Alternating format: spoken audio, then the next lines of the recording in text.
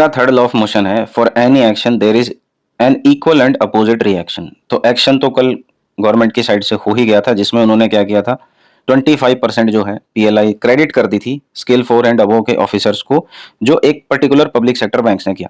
उसके बाद एक रिएक्शन आया जिसमें पब्लिक ने बोला कि जो एसोसिएशंस हैं, जो यूनियन है, वो कुछ भी नहीं कर रही है और ये जो इश्यूज हैं ये बहुत टाइम से पेंडिंग है और इनको कोई अब सीरियसली नहीं ले रहा है। उसके बाद इनका सीरीज ऑफ मीटिंग हुआ जिसमें इन्होंने डिसाइड किया कि अल्टीमेटली अगर इनकी डिमांड्स फुलफिल नहीं हुई तो ये स्ट्राइक पे जाने वाले हैं। और स्ट्राइक जो है किस टाइप की रहेगी, जिसमें पहली स्ट्राइक एक सिंगल डे की होगी जो 11 सितंबर को होगी, उसके बाद 3 डेज का स्ट्राइक होगा और अल्टीमेटली इंडेफिनिट स्ट्राइक का इन्होंने यहाँ पे बोल दिया है। और यहाँ पे आपको एक चीज और देखनी चाहिए कि ये जो स्ट्राइक अनाउंस किए गए हैं इनको सैटरडेज एंड संडेज के साथ क्लब किया है, यानी डिसरप्शंस जो है वो किए जाएंगे सो दैट इनकी डिमांड्स को जो है एक्सेप्ट किया जाए। अब जो इन्होंने डिमांड की है वो खाली पीएलआई को लेकर नहीं है, PLI is one of the issues, इसके अलावा भी सारे इश्यूज को फिर से इन्होंने रिवाइव कर लिया है। जिसमें इन्होंने सबसे पहली जो मेन बात बोली उसमें बोली कि 5 डेज बैंकिंग को जो है उसका इंप्लीमेंटेशन जो है वो होना चाहिए। जो गवर्नमेंट का यूनिलैटरल और डिस्क्रिमिनेटरी पीएलआई स्कीम का सर्कुलर है उसको विड्रॉ करने की बात की है इन्होंने। जो पीएलआई स्कीम है उसको मॉडिफिकेशन का भी बात किया इन्होंने, जो मैं बार बार अपने वीडियोस में भी बोल रहा था कि इसको मॉडिफिकेशन का नीड है। इट्स नॉट अबाउट इसको कैंसिल कर दो, इसको मॉडिफिकेशन का नीड है। और जो पिछले बाइपर्टाइट में रेजिडुअल इश्यूज पेंडिंग थे उस पर भी इन्होंने बात की है, जिसमें आपके पेंशन अपडेशन के, डी अपडेशन के, इस टाइप के जो इश्यूज थे जिसमें ग्रेचुइटी सीलिंग की बात हो रही थी, वो सारे भी इन्होंने बोला है कि उनको भी रिजॉल्व करो। तो सर्कुलर में क्या क्या इंपॉर्टेंट बातें लिखी गई हैं, मैं आपसे सारी इंपॉर्टेंट बातें यहाँ पे डिस्कस करता हूँ।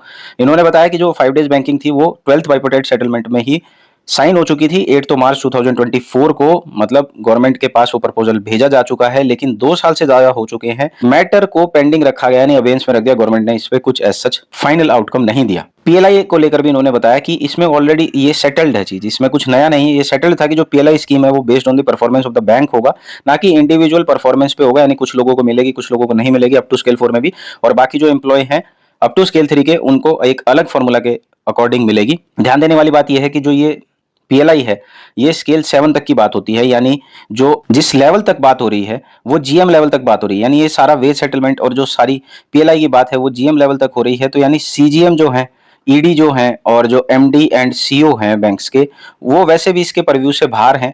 तो उनके लिए गवर्नमेंट चाहे तो एक अलग फॉर्मूला लेके आ सकती है, उस पर किसी को कोई आपत्ति नहीं है। लेकिन अप टू स्केल 7 तक जो है ये लोग बोल रहे हैं कि यूनिफॉर्म फॉर्मूला की बात हुई थी। लेकिन आपको ऑलरेडी पता है कि यूनिलैटरली गवर्नमेंट ने क्या किया था, स्केल 4 के लिए एक डिफरेंट स्कीम इन्होंने इंट्रोड्यूस कर दी थी जिसमें 365 डेज का मिल रहा था। वो सारे इश्यूज आपको पता है, उनको फिर से डिस्कस करने का कोई लॉजिक नहीं बनता। मामला हाई कोर्ट ऑफ दिल्ली में भी पेंडिंग है और इन्होंने इस दौरान जो है आईबीए के साथ डिस्कस भी किए और सजेशन भी दिए कि किस तरीके से एग्जिस्टिंग स्कीम को इंप्रूव किया जा सकता है, मॉडिफाई किया जा सकता है, और वो गवर्नमेंट को भी जो भेजे जा चुके हैं। लेकिन उनको सबको बेसिकली गवर्नमेंट ओवरलुक कर दे रही है और इंसिस्ट कर रही है कि जो यूनिलैटरल स्कीम है इसको अप्लाई किया जाए।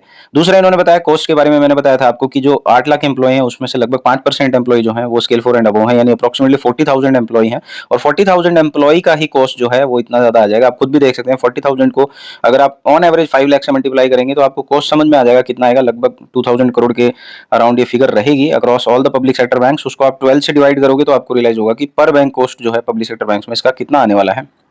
तो ये भी एक सोचने वाली बात है। और दूसरा जो कॉस्ट डिफरेंशिएशन है, मैंने भी शॉर्ट्स के थ्रू आपको बताया था कि कितना डिफरेंस आता है, लेकिन इन्होंने भी यहाँ पे इस चीज को फिर से रिपीट किया। जो पीएलआई है, जो स्केल 4 एंड अबव की पीएलआई जो ये दे रहे हैं, जिसमें मैक्सिमम भी अगर हम 15 डेज का मान लें, अगर अप टू स्केल 3 का 15 डेज का मान लें, फॉर एग्जांपल स्केल 3 का ही 50,000 हुआ, तो उससे 20 टाइम्स जो है लगभग 10 लाख के आसपास जो है ये अमाउंट आएगा स्केल 4 एंड अबव के केसेस में। मतलब इसमें 5, 6, 7 सारे स्केल में इंक्लूड करके बात कर रहा हूं, तो वो उनका जो अमाउंट है वो 20 टाइम्स होगा। उससे ऑब्वियसली आपको पता है क्या होगा, एक डिवीजन होगा, क्योंकि बैंक में स्केल 4 ऐसा स्केल नहीं है जिसमें एकदम अलग ही ट्रांजिशन हो जाता है। जो लोग काम करते हैं वो लोग समझते होंगे, वो एक डिवाइडिंग लाइन है between the officer and the executives, और वहां पर जाकर के रिस्पॉन्सिबिलिटीज जो है उतनी ही होती हैं, बल्कि बहुत ज्यादा हो जाती हैं आज के टाइम में, जिस तरीके से सैंक्शनिंग पावर्स जो हैं वो अलॉट की जाती हैं उसके हिसाब से। तो वहां जो प्रेशर है वो इमेंस है, और उस प्रेशर में एक तो आपस में कंपटीशन होगा, सभी स्केल 4 के बीच में, 5 के बीच में एक कंपटीशन होगा अनहेल्दी, और एम्प्लॉयज के बीच में डिवीजन भी आएगा। 20 तारीख की एक मीटिंग हुई थी, आपको पता है इन्होंने बोला था कि हमने जो अपने सजेशन है उसको इंप्रूव करने के लिए दिए हैं, और उन्होंने इस चीज के बारे में दोबारा से बताया कि जो सेक्शन 33(1) है of the industrial dispute act, उसके तहत इसमें स्टेटस को जो था वो अनाउंस था, फिर भी ये सब करना जो है इस जंक्चर पे ठीक नहीं है गवर्नमेंट के द्वारा, इनका ये कहना है यहाँ पे। और जो अपकमिंग बाइपोटेट सेटलमेंट है जो 1 नवंबर 2027 से ड्यू होने वाली है, उसके लिए जो गवर्नमेंट है वो डिस्कस करना चाहती है, लेकिन इनके अभी रेजिडुअल इश्यूज जो हैं वो पेंडिंग हैं, जिसमें आपके updation and improvement of pension है, uniform DA formula for all pensioners है, और जो option for employees under NPS to switch to OPS, ये सब अभी पेंडिंग है, अनरिजॉल्व है, और नए चार्टर ऑफ डिमांड्स की नए डिस्कशन की बात हो रही है। तो इन्होंने जो डिमांड करी, फिर से इन्होंने डिमांड रिपीट की, जो मैं ऊपर बता चुका हूँ। एजुकेशनल प्रोग्राम अभी इनका देख लेते हैं क्या रहने वाला है। सबसे इंपॉर्टेंट अपने लिए है यहाँ पे 11 सितंबर, जिसमें ऑल इंडिया स्ट्राइक जो है अनाउंस करी गई है। फ्रेंड्स, यहाँ पे फोकस करने वाली बात यह है कि इससे पहले जो है वो सेकंड सैटरडे पड़ेगा, आपका सेकंड फोर्थ मतलब नॉन वर्किंग सैटरडे पड़ेगा, और इधर से आपका नेक्स्ट डे संडे पड़ेगा, और ये जो आपकी स्ट्राइक है फ्राइडे में अनाउंस हुई है।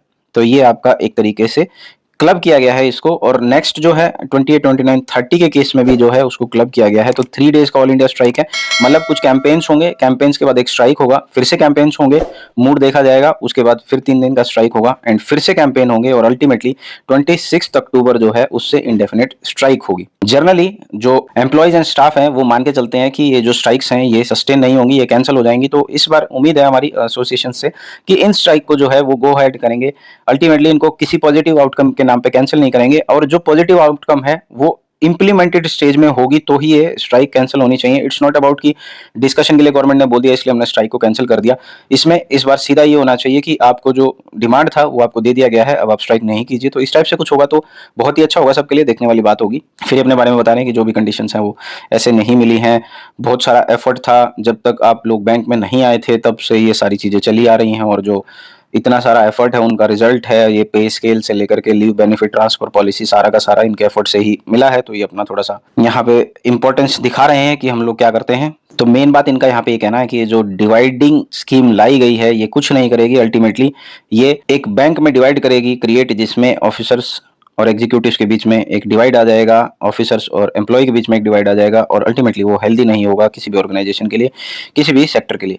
तो आई थिंक मैंने इसमें सारी चीज़ें कवर कर ली हैं, एंड आई होप आज का वीडियो आपको पसंद आया होगा, इन्फॉर्मेटिव लगा होगा। ऐसी ही वीडियोज़ के लिए हमारे चैनल को सब्सक्राइब जरूर करें। हमारे सोशल मीडिया चैनल्स जिसमें टेलीग्राम और व्हाट्सएप है उनको आप ज्वाइन कर लीजिए, और इस वीडियो के नीचे कमेंट करके बताइए कि अब की बार ये स्ट्राइक होगी या फिर पॉजिटिव आउटकम के नाम पर ये कैंसिल हो जाएगी, या फिर आपको लगता है कि जो डिमांड्स हैं आपकी बार आपकी इंप्लीमेंट हो जाएंगी और आपको इस बार स्ट्राइक पे जाना ही नहीं पड़ेगा। इतना ज़्यादा मैसिव रिस्पांस होगा, इतना ज़्यादा लार्ज स्केल पे रिस्पांस एसोसिएशन की साइड से आने वाला है। तो सारी डेलिब्रेशंस हमने इसमें की, और अभी देखने वाली बात होगी कि किस तरीके से चीज़ें स्टेजेस में चलेंगी। इनसाइटफुल एक्स पे आपको सबसे पहले और सबसे अच्छे तरीके से इंफॉर्मेशन डिलीवर कर दी जाएगी।